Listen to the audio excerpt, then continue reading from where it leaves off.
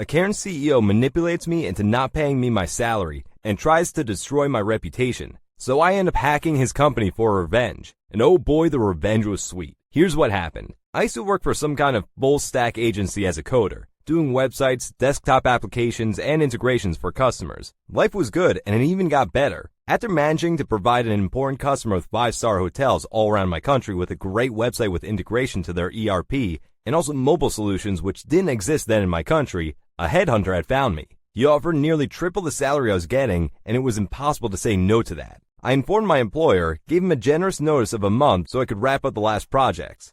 Let me warn you that I was very young and incredibly trusting person then. When my employer told me there were some problems and I'd have to receive my last salary with the next one, I accepted. Last day of my job, when he asked me to sign the paper that declares I had nothing indebted to me by the company, I signed it. I was a moron. I was young. They never paid, of course. Even though being stiff, that was a lump in my throat. I tried to gulp it down. I worked hard at my new job, trying to prove that I could do better than I did before. But another sneak attack from my ex-employers was the last drop. One day I arrived at the job. My new employer called me to his room. He explained that my ex-employer reached to him and told him that I was lazy, a liar, worthless, and it wasn't worth the effort to have me as an employee because they were about to sue me so I wouldn't be able to do any work with all the legal stuff. I was beet red. I apologized for being a nuisance and I said I'd clear my desk instantly. He laughed cheerfully and said, "You've been working for me for 2 weeks. You complete 2 high-quality websites and half a desktop app. I'll cut my own throat before I fire you." Still, I was so shaken that he had to give permission to me to leave early. It was Friday anyway. I went home and cried. Not because of sorrow, but rage. I couldn't touch them. I just couldn't. I couldn't? That's the day I fired up Google and typed "how to hack" for the first time in my life.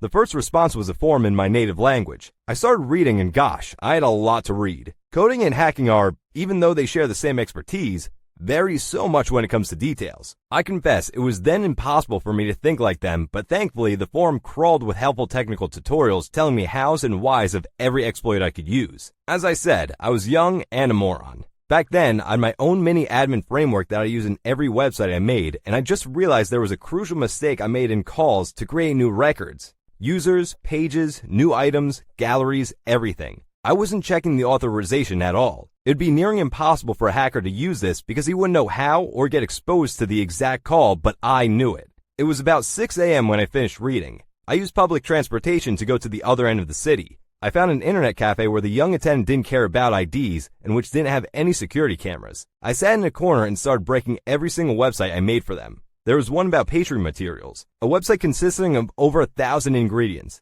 In the main page, a random assortment from each ingredient type would be shown as a gallery. I replaced about 20 of them with images of, human waste. Only 20, so a viewer who got used to it wouldn't realize the error until some time passed. I made the chief physician of a hospital page the angel of death itself, with images and a special bio. People don't look into physician bio pages, so I was sure it wouldn't be found out for long. I made an announcement in Ultra-Nationalist Party A's website that their number one enemy would be giving a speech. In a local newspaper page, I made all old videos instead linked to famous Lotuma video where an anime girl spins a leek in her hand. Slowly, a few websites a day, I broke every single website I made for them. Approximately 60 websites or so. The backlash from customers seems to have been furious in a domino effect. He lost his customers' trust and his references, which simply means everything for this kind of job. Once the proud owner of one of the best agents in the region now tries to work in a tiny office making a living doing third-rate websites with his meager skills. Even though I never met him during this period, one of my friends was working under him until the last moment. I loved listening to his struggle to find out how I did it. They knew I did it. They just had no way of proving it, while losing more and more customers every day from my friend. I don't know if this suits theme of nuclear revenge, but at least the cold satisfaction I get whenever I walk past his tiny office these days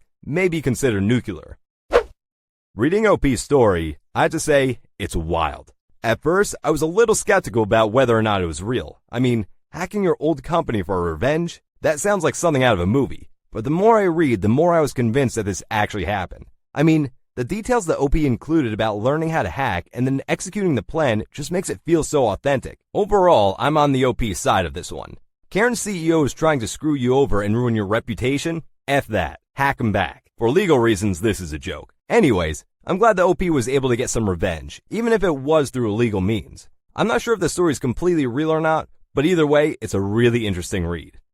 A Karen mom thinks our fresh milk at our farm is too expensive, freaks out, and then wants to buy our cow instead. Little does she know our little cow, Cap, is actually male. Here's what happened. So, for a little bit of background, my grandma works on a medium-sized dairy farm as a kind of manager, and I'm an 18-year-old who helps her out from time to time. We have a thing called Milk Filling Station. It's basically a vending machine where you can buy fresh milk from us, and it's €1 per liter. We're located on a hill a little outside a small village and surrounded by meadows and forests, so we do get some hikers or families on a nice walk from time to time, especially on the weekends, and they usually look at the calves and buy some milk. One shift here usually includes 4 people. Everyone has different jobs to fulfill, so most of the time you're alone just doing your tasks, and my job is essential for the milking process as it includes bringing the cows to the milking station and back to their herds. And now, onto the actual story. As I've mentioned, I'm alone most of the time, just doing my thing, running around inside the farm. It's a restricted area. We have signs up since it can be quite dangerous, but the gates are open to make work easier and for ventilation, so theoretically, everyone could walk in. Still, I was kind of surprised when I, in the midst of literally shoveling cow shit, were met with a rather annoyed ahem behind me. I turned around, shovel still in hand, and saw a woman maybe in her mid-30s standing before me, way too overdressed to be seen anywhere near a farm. She also didn't look like she was on a casual walk with her family. At least I wouldn't do one in the high heels she was wearing. She was looking at me rather angrily, and I immediately knew that this was probably the day I'd been waiting for, although I never expected it to be here of all places. Before I could even so much as open my mouth, she already started speaking in a very condescending tone to me. Finally! I've been looking for someone to help me for ages. Why are none of you doing your job and being there when you're needed? I was instantly annoyed with this woman, because how dare she come in here and talk to me like that? And also, what job was she referring to? Because I, for one, was doing mine right at this moment, and it was strictly timed. I had to get stuff done with zero time to listen to this lady. Still, I tried to give her the benefit of the doubt and be nice. Sorry, if you are referring to the office in the front, there usually is no one since we're all here doing our job. What's the problem? Maybe I can be some help. I thought that maybe she's had a flat tire or something around here and needed help, because I legitimately had no idea what someone dressed like her could want on a dairy farm. She just scoffed at me. Huh. Unbelievable. You should be over there in case someone needs your help like I do. Anyways, your milk is too expensive. I'm sorry, what? I said, your milk is too expensive. I want a better price. She was saying every word slowly and loudly as if she thought I was disabled. Oh, are you talking about the vending machine? I'm sorry, but that's a fixed price. I can't change that.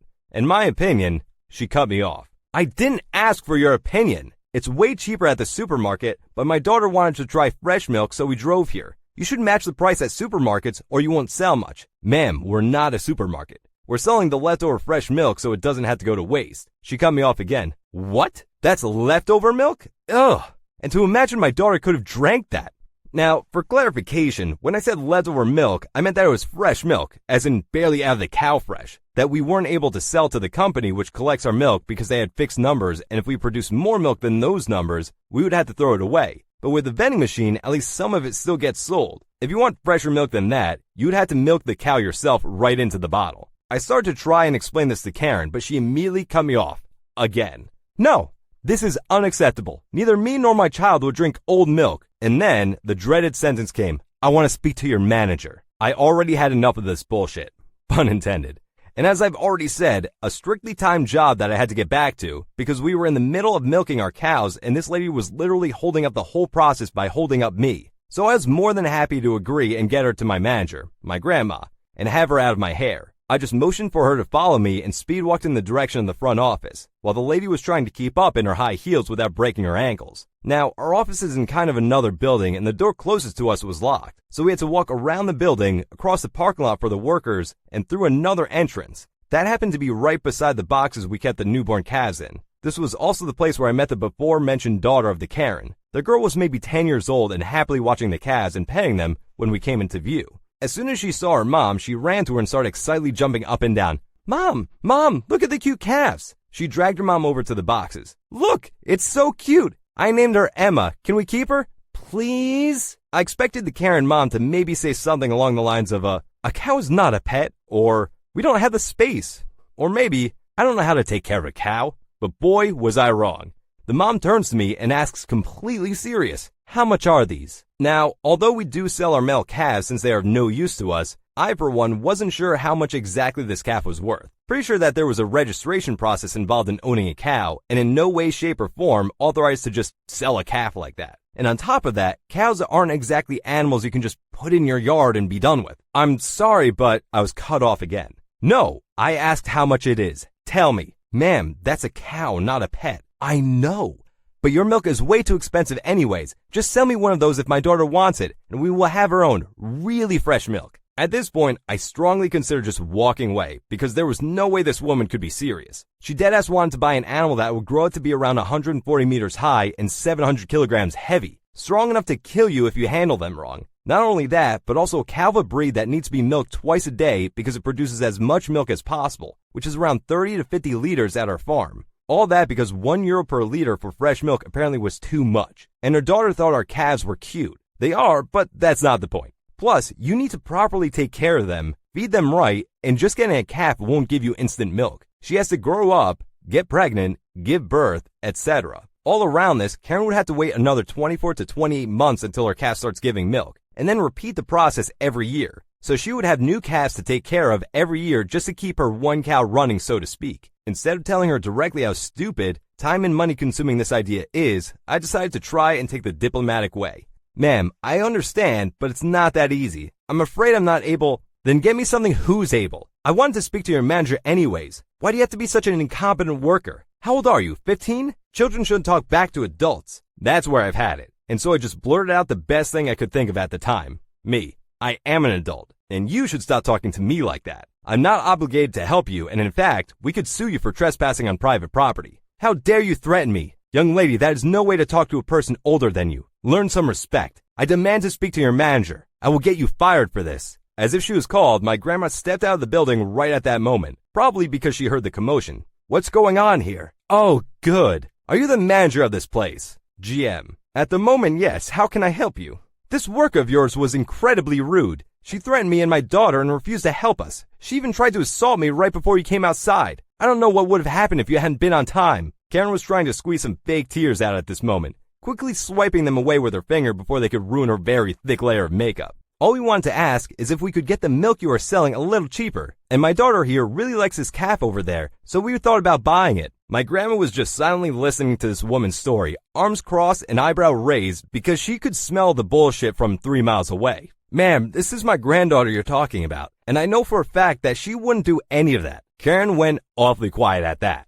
So about the milk, I maybe would have helped you out if you hadn't just lied to my face, but now I kindly ask you to just pay the full price as everyone else does. And the calf, I'm afraid I won't be able to sell it to you. This is outrageous. I'm a paying customer. I would pay for this calf. Why are you refusing? My daughter wants a cow and she likes this one there. Ma'am, that won't give you a cow. It will give you a bull. It's a male calf. You're lying. You just don't want to sell it because it's pretty. My grandma just silently pointed to the big male symbol on the side of the box, clearly labeling it as a boy. At this point, the Karen just huffed and mumbled something about stupid, uneducated people from the countryside, and how she would never come back here ever again, which I would also really appreciate. The little girl was whining loudly about her cow, while her mom was dragging her back to the expensive-looking car, and my grandma and I watched them drive away before having a good laugh about the whole story. Yo, so I totally stand with OP on this one. I mean, who the hell does this lady think she is, coming to someone's farm and talking down to them like that? And seriously, complaining about the price of the milk? Like, come on. It's not like they're charging an arm and a leg for it. It's just a fair price for fresh milk. Plus, it's not like the OP was trying to rip her off or anything. They were just trying to sell the leftover milk so it didn't go to waste. I mean, I don't know about you guys, but I'd rather pay a little extra for fresh milk from a farm rather than getting it from a supermarket where who knows how long it's been sitting there. Overall, I just think this lady was being super entitled and rude, and the OP handled the situation perfectly. But you know what's crazier? The video on screen where Karen demands OP's seat on a bus because he's too young to be disabled. Yeah, that don't make any sense.